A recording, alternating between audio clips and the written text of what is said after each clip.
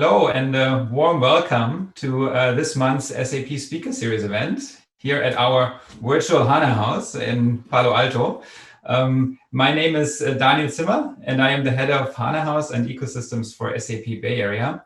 I'm very, very excited that we had a lot of signups for today's event. More than 500 people have registered, and Master German-American Business and Trade. They're based here in California, but they're not only a community of Germans, but also a community of people who want to learn about Germany, about German companies, German technology, German products, and German design. And design is the topic of today. We have hosted several events in the past, over the past months, on design topics. And every time we did a survey after those events, you guys told us we want more design topics. So here is more design. In fact, we have two people here today that changed the world with their designs. And I'm super excited to have Hartmut Esslinger and Patricia Roller here today.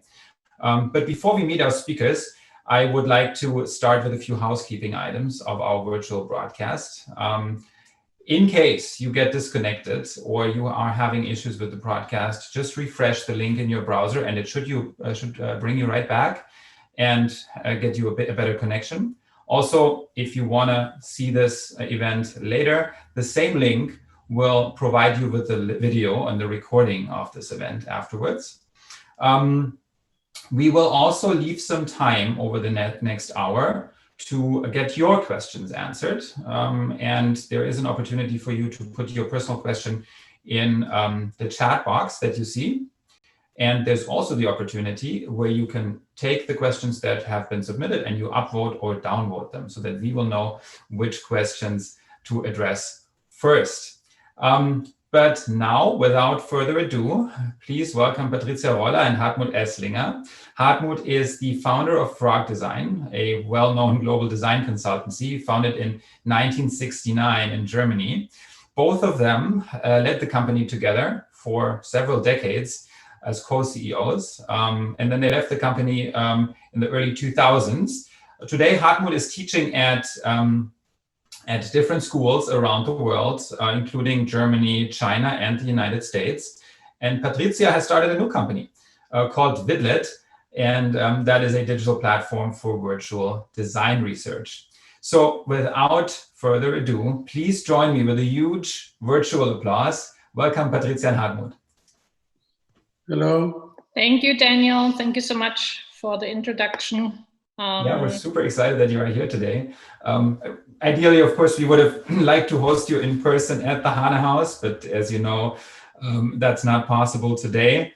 And the nice thing about this virtual broadcast is that people can have their lunch at home and listen to us. And we also have the opportunity to have a much bigger crowd than we would be able to host at HanaHaus in Palo Alto.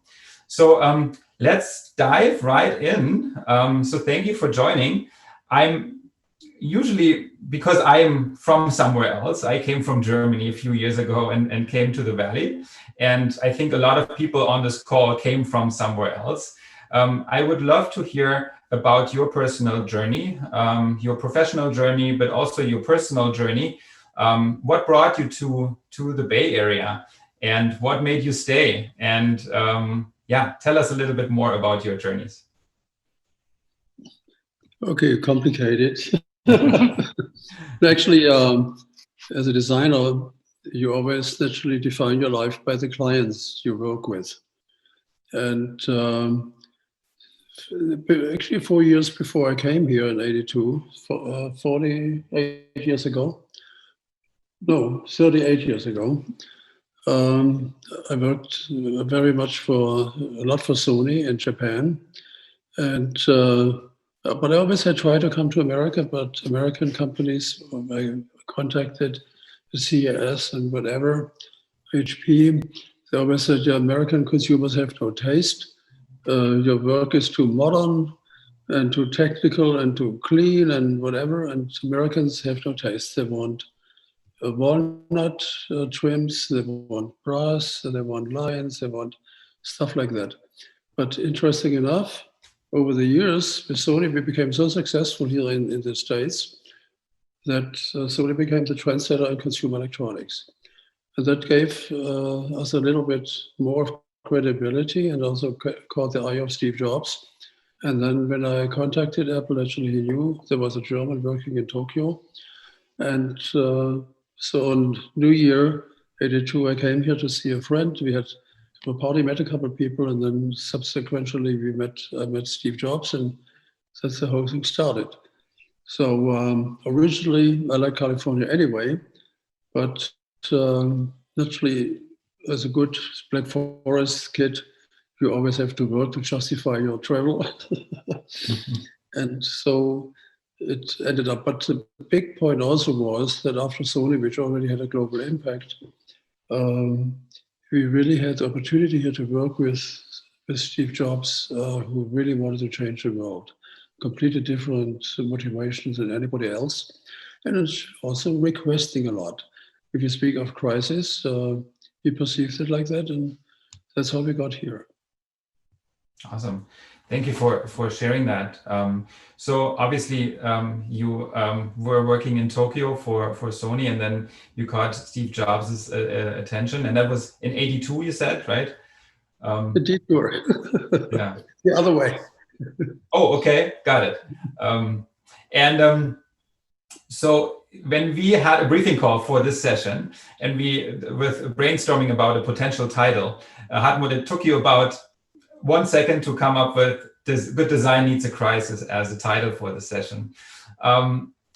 What made you come to this conclusion, and maybe talk a little bit about some crises that you have seen? And I'm assuming, I mean, when we think back in the Silicon Valley, there's these typical crises we are talking about that actually led the Silicon Valley to emerge stronger out of these crises. What led you to say, that good design needs a crisis, and what are some of the crises you have maybe used for? Basically, that's how it started. I mean, I started engineering, wasn't really talented, got told so. And then I always had fiddled around with stuff and building and doing ships and airplanes, whatever, and cars. And so there was a crisis in my life, and then I discovered design. And you are happy naturally that you can do what you want to do or feel you can do, but it doesn't work always the way you think it works. And the best work, actually really changing the paradigm, is never done on a comfortable situation where you have good money, good business, and so on and so on. Is always pushing to the limit. And Patricia is a specialist for resolving our crisis we had. Interesting enough, even if you go down with something, you also learn a lot where you come up again and take the next big step. Yep. So maybe the other way around is really more that if you look at Frog's history, that every new step always started with a crisis first. I give you an example, like when we were barely here, we were here a couple of years, and we got to know all the great people at Apple, like Andy Hertzfeld, who was responsible for the AI, some people at Sun Microsystems, Andy Bechtolsheim and his team. And so we thought we could actually build a digital product called Frogs at the time.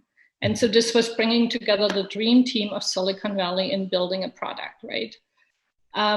It failed for many reasons, mostly also because there was no content for digital at the time. So it was great hardware with no content. So big failure. But what it did is it allowed us to then transition Frog more into the digital realm, right? So like we were here bruised and scarred, but we still took that and said, so what have we learned from this? And what do our customers need to learn from this? And if you look at Frog, and actually that even led us to SAP in a way, when we started doing work for SAP, there was no such thing as software design. So we went in with the processes we knew from hardware and the learning from this Frog's experience, and convinced Hasso that we knew what we were doing. And so that came actually out of a crisis, right? Of something that had failed before. And there are a couple more examples like that in Frog's history, where something went completely the wrong way. We picked up the pieces, and it really shaped where the company would go in design. I mean, it is also that the creative process isn't a clean thing. It's very ambiguous. And you have many ideas, and one day you find out they're all not good enough. They don't stand the test.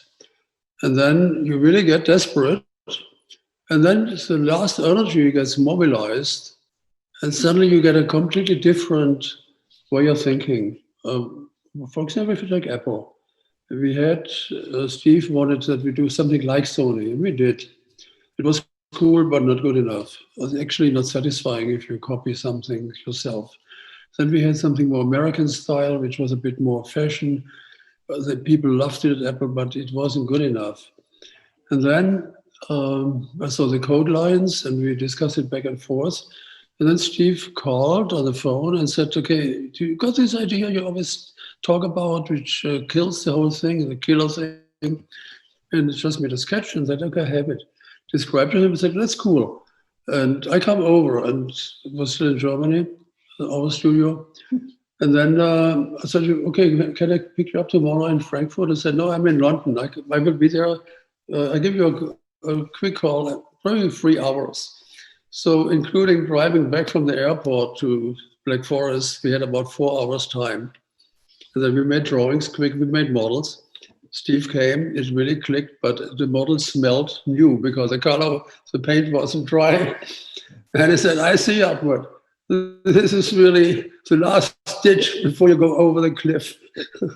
But that's exactly what was it. That was a success then. Mm. You know, it mobilizes everything. And that's very misunderstood by people thinking they need a coffee. I need one too. But you really get to this inner thing, or also when you have your challenges, whether it's financially, but strategically, Patricia, we have to go there. We cannot pay for it, but we had to go. So we had to adopt. It's always a company which is fed, like IBM was at the time of Apple. They were laughing at us, you know. Now look at it today. But it's also, design is long term. But the click is always in a very different, challenging situation, which you can only describe as you're on the limit, you know, you're on the edge. Also, how do you use them with your projects, you know? You have to rethink everything. And finally, all the brain waves, whatever happens, it clicks. It doesn't happen out of the shower, by the way. It's really hard work. I mean, you see this in startups too, that most startups don't end up where they start, right? Yeah. They have to always shift. I mean, the company Widlet that now does design research, we started out to manage mobile video content. Completely different business. Couldn't find customers, had to shift it. And these shifts are painful, right? I mean, people always look at them when they are successful. You pat yourself on the back and you go like, great job. But most of the time, they are initially not successful. I mean, you had some customers, but they didn't pay well. Because that's another point.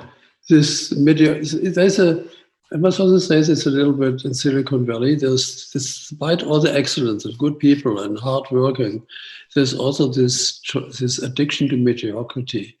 Do again what already has been done. I mean, like in investing, you find out there's one Facebook, there's 5 Facebooks. Everybody the same, 1 Twitter, 10 Twitters. So being original is really also a tough challenge, you know, because also doing a project, you find out somebody else did it already. It happens so often, more often than not. And then you have to reboot and say, oh, sorry, wrong way. And then don't change it. Go back to ground zero and start again. Look at people, observe, collect. And that's also what I learned, by the way, before, because Morita at Sony always observed people and also took notes. Mm-hmm. And one of his famous videos he showed us internally was footsteps. And then it was saying, you saw it was Waikiki, Japanese man walking on Waikiki beach. Then deep footsteps, and I went up and he had the Sony big camera and the portable recorder and the deep steps. Then again, the shallow steps, and that Japanese filmmaker Keith Beach with our future product, lightweight pocket video recorder. Mm-hmm. You know, he visualized it to the people that knew that's it. Footsteps, not just technology in another version 5. Go to the principles, you know. Awesome.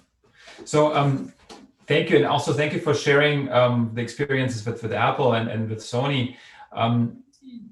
I'd love to speak a little bit about, because these companies are also known for great company culture. And you've also, you know, I know some people that used to work for Frog, and some people actually work for Frog that I know. And they were always telling me about the great company culture that was there over many years. And sorry. Yeah. So what, from your perspective, how important is it, company culture, influencing good products, especially now that we're in a virtual setting? How can we you know, keep companies great and keeping company culture great? Any ideas? Yeah, I mean, a lot of people ask that question, and it always seems like someone comes in and gives you a recipe of what a good culture looks like, right? Mm-hmm. I think it starts with everyone individually, right? I mean, I think I think we have a good corporate creative culture because we fight things out. And it's sometimes very painful, but you have to figure out every day yourself what it takes to swim maybe a little bit outside of the lane to create a culture for yourself, because no company will do that for you. And I mean, size obviously is an issue. I mean, like Hartmut said, we have seen so many companies also fail, and often it happens when they become too big. But I think individually, everyone needs to ask themselves, like, how do I create a culture for myself? Because no one else will do it for you. And I think the one thing that's probably going wrong a little bit in Silicon Valley right now is what Hartmut already alluded to when he talked about the coffee, is that a lot of companies think if they pacify people with like the lunch and the massage and whatever, that fosters a creative culture. That's probably the wrong way to do it. And I think everything that Hartmut's talking about, I think creative culture needs a little bit of pain and tension. Yeah, actually, it's a very important thing. Sounds really stupid, but it's respect. For example, in Frog, we made sure that everybody felt very safe. Even if they told me, Hartmut, you screwed up the whole shit. But that I was told very often. And people felt good about to tell the truth because it was needed. And there was no retaliation. I mean, it was actually special was Peter Weber, one of our cool guys in Germany. And he said in German, okay, Hartmut has wieder richtig Scheiße gebaut. Really, I think it translates itself. It translates well, yes. Important. The next one is naturally to request top performance, not swimming along. Not faking, not copying other guys in the team or copying outside, creating original solutions, challenging the status quo. And good example also with CEOs, I think it starts on the top. We had a medical client, Kavo, and we always took our youngest designers, actually for the first 13 years of Rock, we only hired people out of universities, not experienced people, because they didn't get a job otherwise. We were the only ones who were hired without 5 years experience. So we took this German guy in North Germany, a bit different humor than ours, but cool kid, and we took him. And then he was sitting there, and then the CEO of the company said, okay, young man, you know, Frog charges us a hell of money, and you're sitting in this meeting, and I probably see you on my bill, so what do you have to say? And he said, actually, I learned in the 6 weeks I'm at Frog that you say a lot of things and your staff doesn't follow. And then he said, wow. He was fearless. I respect it. Okay, now we get to the bottom of this. And nobody else of us would have. We always worked around for 2 years, you know? And he just, in his shock, he said the truth. Well, let me give you also an example. When we got on this call, let me call out someone, and that is Dan Wagner, who is the broadcast guy behind this broadcast today, right? Hey, Dan. Hey, Dan. And when we got on the call, Dan was not on camera. And I asked why he was not on camera, and he said, I'm just the IT guy. And Dan, sorry to tell you, that is the dumbest thing to say, because there is no such thing in a team where you're just that. So really vital. So Dan, call out to you. Innovation is provocation. And just actually, I must say, when we worked with SAP and convinced Hasso and then worked with the team, got great support. But it wouldn't have worked without Hasso endorsing it. So when we had the first big presentation in Waldorf, there were, I think, all the developers there. And then the presentation went like this. Okay, Hasso and these guys from California, they did something, and we look at it, it will change our UX. And so it was called the software branding, was it called back then. But be ensured nothing will change really. And then Hasso said, what? Everything will change. You know, it needs endorsement from the top. That's also important. Mm-hmm. So even when a frog kid, she or he screwed up, we cover them. So they knew we throw them under the bus. No. Loyalty is also important to your people. And also help them when things go wrong, health-wise, stuff like that, especially in this country. So culture means good human connection, you know, ethics. It's very simple, but very hard. Yeah. Especially in these virtual times, right? Mm-hmm. Okay, so thank you for sharing that and for also sharing these real life examples.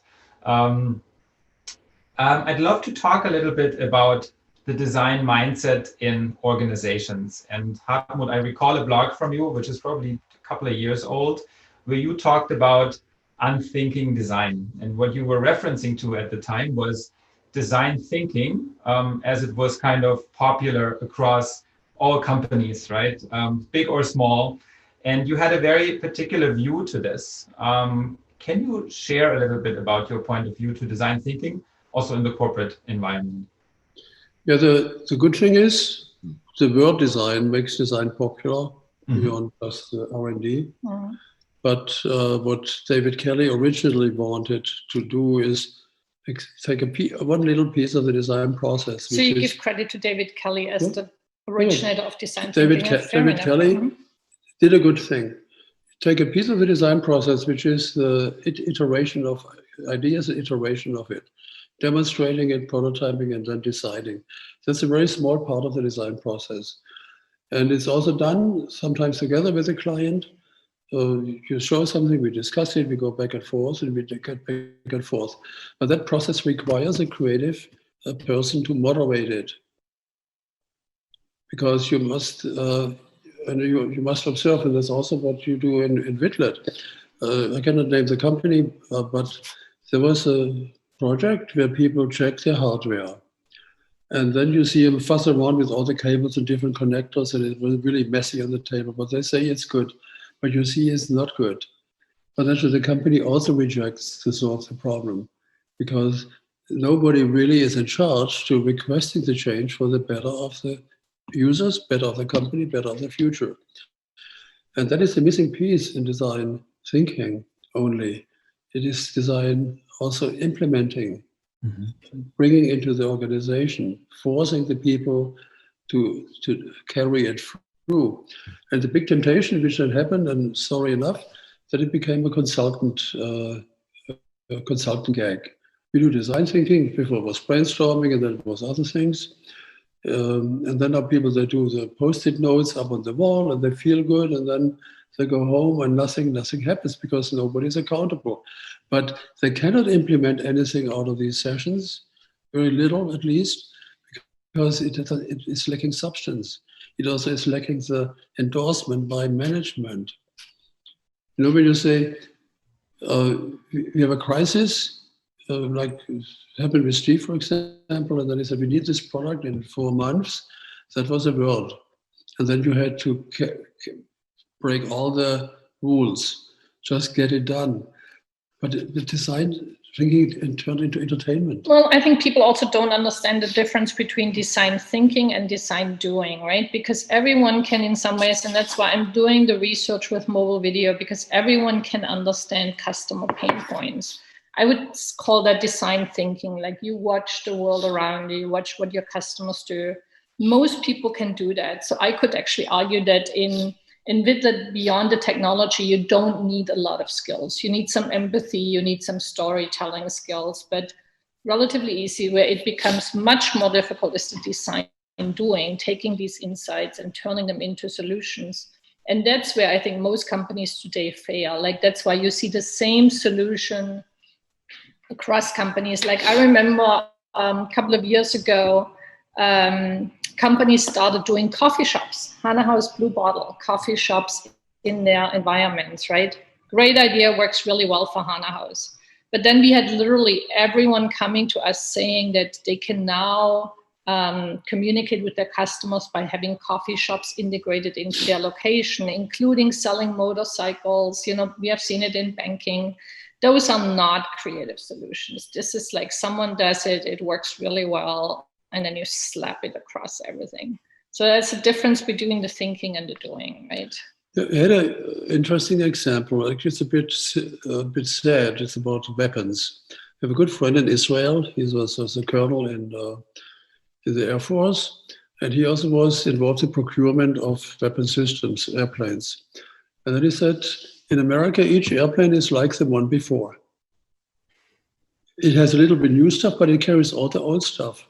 And then I told him, I need the new stuff only. And I need more because we are in danger of getting killed every day.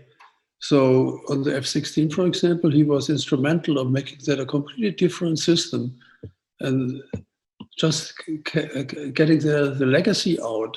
The carrying legacy is such an excuse, like of software companies do. All the legacy nobody needs, you know. So design thinking, good element of the overall process, but it must be connected to research. Do people really like our product? And the answer is no. I mean, there's also famous companies you work for, and they just want to be confirmed that everything is fine. And that's what they want to pay you, and you naturally reject. But it's really kind of this funny thing that you want to have an excuse for not doing the real thing, and that's design thinking. It's a temptation. So let me then ask you a slightly different question.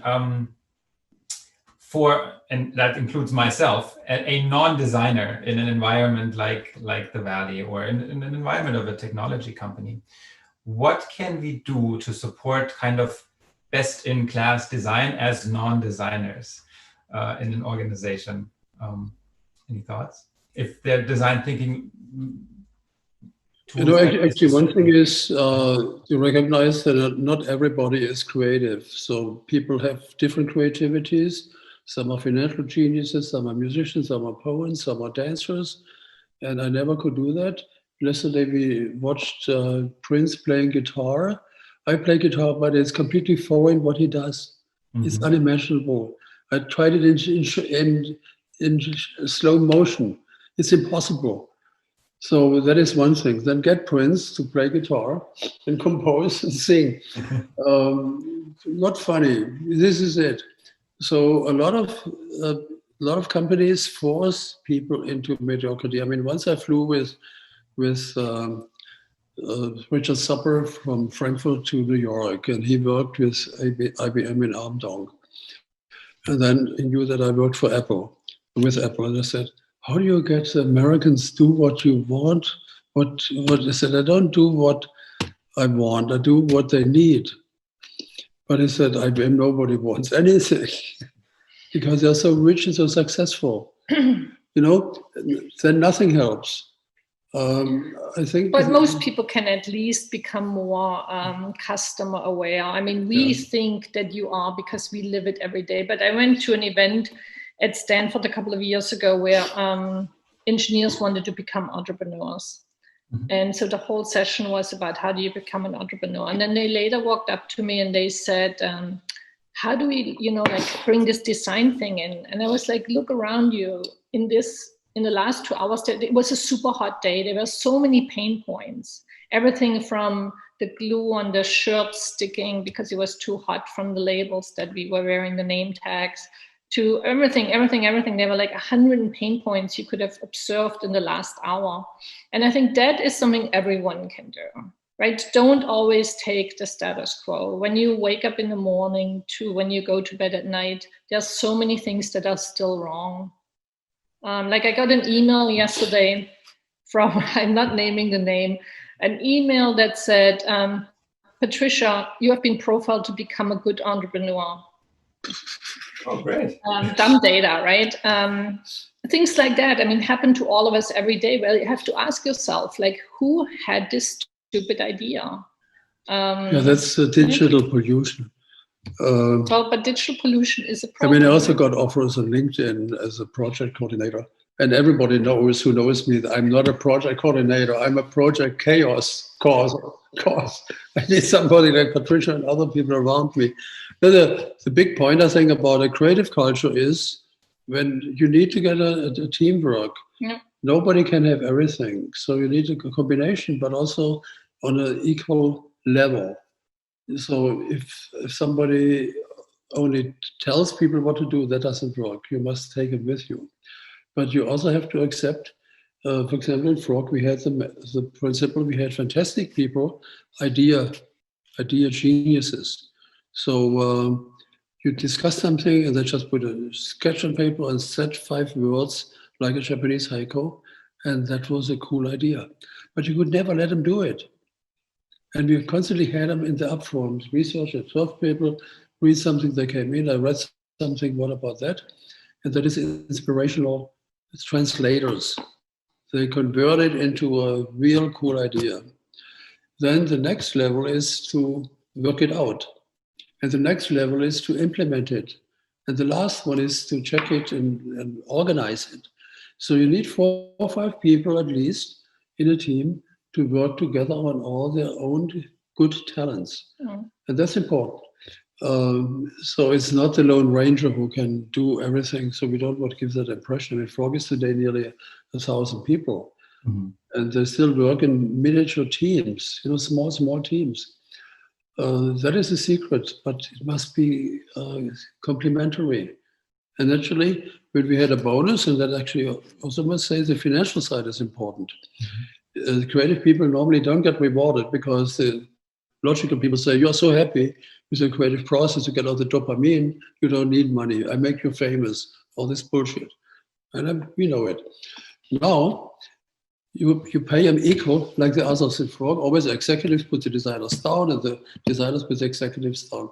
So she was great in balancing it. One example. Then we had a really successful project with a huge surplus profit.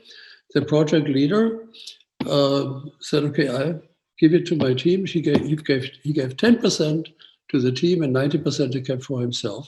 And then we asked him to leave in a friendly term. Because that didn't work with our culture. Mm-hmm. Sharing all away is so important. I've worked with a company where the lady who ran the cafeteria was the most important informant on everything. Because she knew everything and she cared. She told everybody, come pick up your food, whatever. By the way, you should do that. Why don't you get together with her? The point is, it's really a network. Mm-hmm. And people love to be there. That's also important. They are happy to wake up and do this. And they're happy to go to sleep for what they have done and will do tomorrow. That's really important. So no exits. Design innovation has no exit. Mm-hmm. It's just... Thank you. You have to come. Thank you for these insights and also for these very customer interesting stories and also things that you shared from Frog. To you personally, there was a question from the audience if there are certain habits or rituals that you have to fuel your creative process. Anything that has established over the years that you use as your secret ritual that you can share with us? Well, between the two of us, it's fighting. Oh, yeah. I mean, we are like.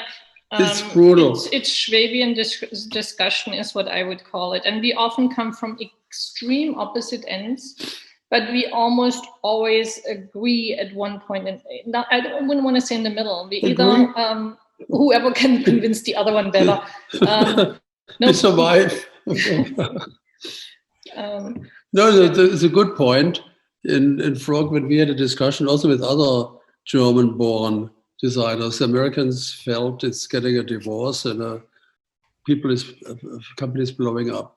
I think this direct communication, honest communication, cuts a lot of the crap when you come to the point. You know, at the beginning in Apple, everything was so great, so wonderful, unbelievable, cool, and I said, "There's nothing. Sorry." I said it a bit more direct, and Steve, after a year, he said, "Hartmut, this German way was better. You got to Americanize, so stay with this." Yeah, and also I would say reading things outside of your comfort zone. I learned this only after I left Frog and joined more the venture world, and I thought they were actually incredibly creative people in that world.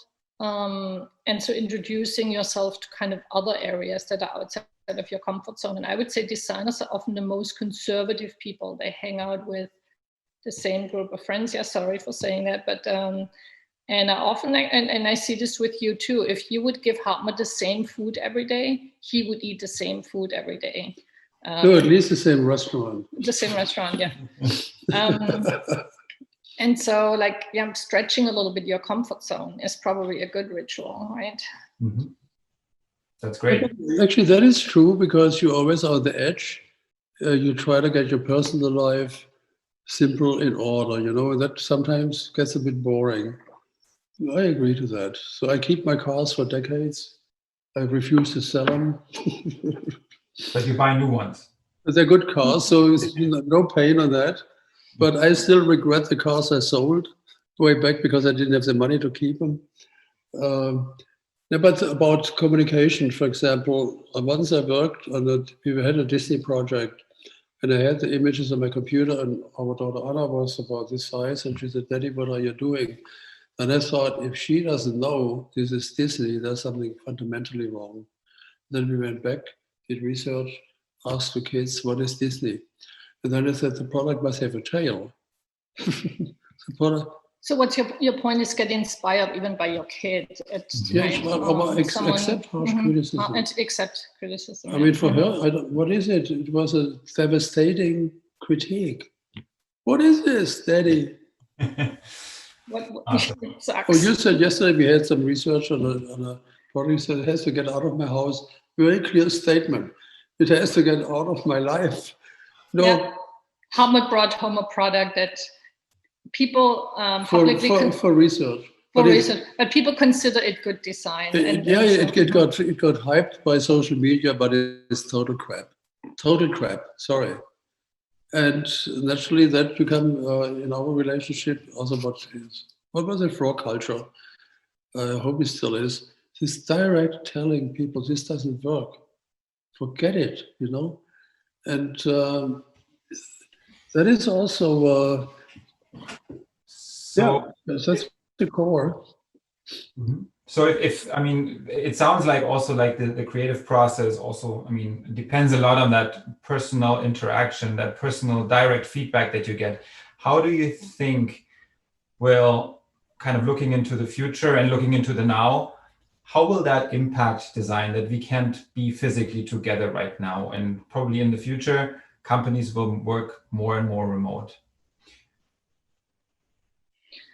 You know, I mean, I heard something that people actually that are on the spectrum do really well in this environment. I think there will be some people that will really thrive through Zoom calls because they are not forced to have these social norms, right?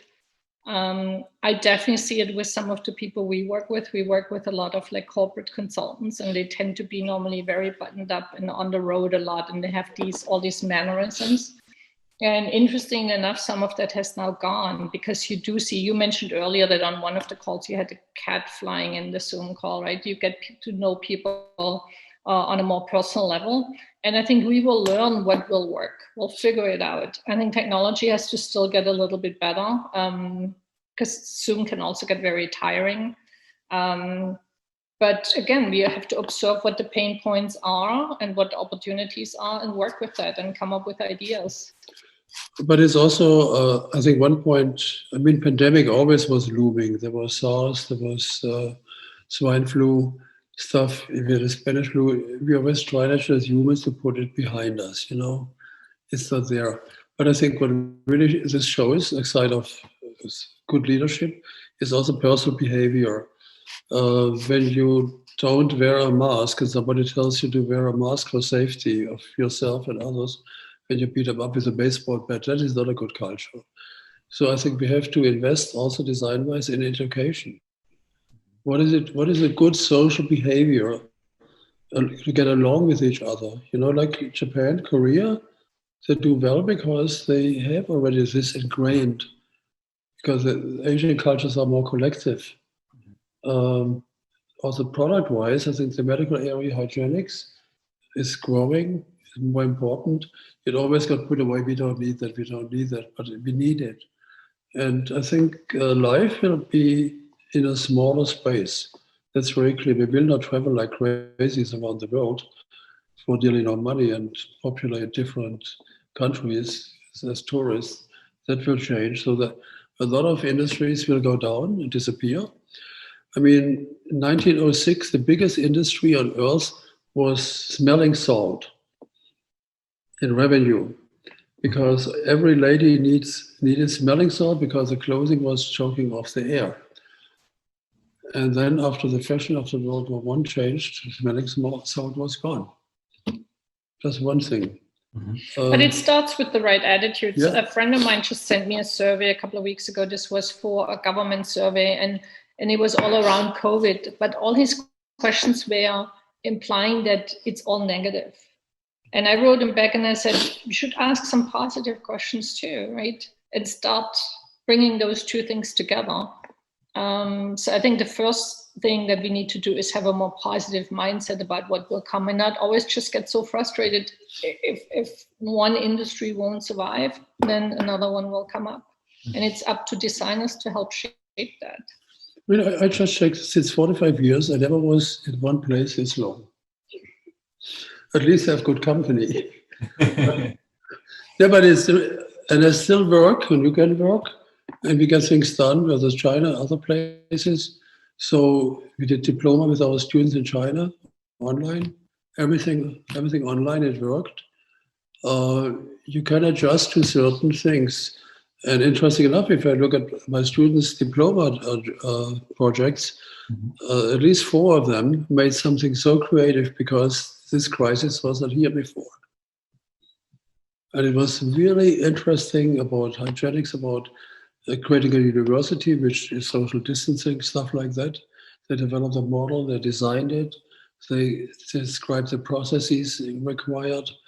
They did a kindergarten for distancing with the children. Amazing. And so that really, and one of them, she said, it really sparked something in me. I didn't know it was in my heart, Yeah, we also did a study with like police officers and doctors around COVID. Mm-hmm. And when we interviewed them, we learned that they actually had significant pain points even before. Yeah. And you were like, oh, wow, I should have talked to you and solved a lot of your problems even before, right? Or even if you look at Silicon Valley, I mean, many of us, I commuted to San Francisco a couple of days a week, being on the road for 4 hours. I went the other direction. Right, do the other direction, never going to happen again. Sorry, not doing it again. Yeah, a good friend has a software company in Hamburg, and he was alone in the office because it was close to his home, and all these people worked at home, 70 people, around 70. And then now he tries to get them back to the office, and they agreed just 2 days on a voluntary basis. But he said his numbers got better. Yeah. People were much more productive. And people will come up with good ideas. I really like the idea of Walmart of doing drive-in movie theaters now in their parking lots. I thought that for me is a good, symbol of like, hey, we can turn this into something new. Like people not using space the way they used it before. So how can we use it? And I hope that ideas like that will come up, and they will. So let's talk about the Valley for a second again. This ecosystem, we all know it is very powerful. It was very powerful. What will be our power in the future? Is this situation will probably evolve and will get a little bit better, and we will be able to get out there again and meet each other. But as you've mentioned, right, probably there's going to be less travel, probably there's going to be less commuting. But where do you see the superpowers of this area in the future as we emerge and go into the new era? At this point, I would actually say it doesn't have to be regionally. I mean, that's maybe a little bit naive. There is something about the education system that's in the Bay Area, the money that's in the Bay Area, the companies that are here that will not really change. But I think the powers will shift at least a little bit to outside of the area. Yeah, I mean, one point is that so far, pre-COVID, the Silicon Valley benefited from the proximity of talent. So no matter who you want to talk to, it takes about 50 minutes. To San Rafael, it takes an hour to 10 from here. So it's doable in a day. So you can actually always meet and have in-person contacts. Now we learn to have in-person contacts with digital media, number one. The other one is also kind of, naturally, it's difficult now for people outside of America to come here. And they cannot come because of visa. The people in America will not come because it's so expensive. And there will be other subs. I mean, Austin started already. Mm. Boston was, I mean, back then in the 70s, Boston was a center of America's high-tech industry. And that moved to here, also with help of NASA. So I think I'm not so optimistic about the predominance of Silicon Valley. I think that is something we have to think about. How can we stay connected with the world despite political pressure, economic pressure, and develop a wider network of talent? I think currently the biggest both qualitative is in Israel. Small country, big challenge, always pressure, and they don't fuss around with lifestyle issues. They just work, they think, they fight, you know? So I'm not that optimistic. I think we have to change and adopt. We will find out. You will find out. And you mentioned the talent, right? Where will the talent be in the future? What do you think? I mean, this probably, I mean, there were certain hints towards that even pre-COVID, but now in the COVID time, kind of everything being amplified. What do you think is the critical skill sets of the future to create the future actively and make it a better future that the young talent should have? Yeah, I mean, one thing we have to take care is energy. We cannot continue to burn fossil matter. It's polluting.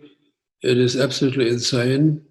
And those countries or places who get the conversion to renewable energy first are the winners of the future. A battery alone is not the solution because the production of a car battery is a very polluting process before and after. I think it also will drive innovation. I mean, you know, when Ted Hoff invented the microprocessor, by the way, for Japanese gaming company Sega, not for people here. He created the microprocessor and put about the 2 fridges of electronics in this little piece.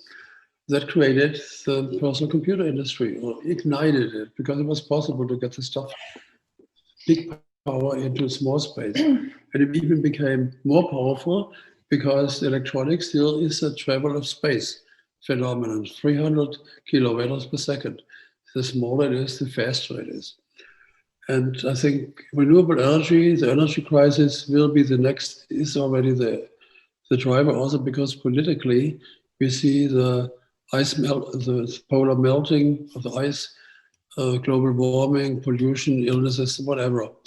That will be the driver. I don't think it will be just consumerism. Yeah, and it's sometimes hard to predict what will be next, but I think the one thing you can do is what should we not do. And I think what Silicon Valley has done the last couple of years, and I think COVID may actually help with that a little bit, is I think here we overhype incremental innovation way too much. like my pet peeve is AI, right? So people always go like, if you put AI behind it, it's great. And then you ask them, what does it actually really mean? What does it do? And it's often very, very simple automation that they then call AI.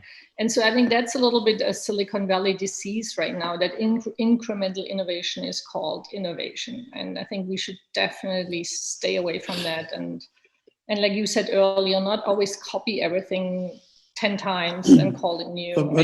But also to say we need, some countries started like China, we need a new kind of universities. Yeah. Currently, okay, in America at least there's liberal arts colleges, that's a good thing. Europe doesn't have a humanistic section, but okay. Then everything is hard science, and then the designers are educated in art schools, which is completely absurd. Art has nothing to do with design. Art is self-expression. Design is a strategic profession, solving problems, serving others.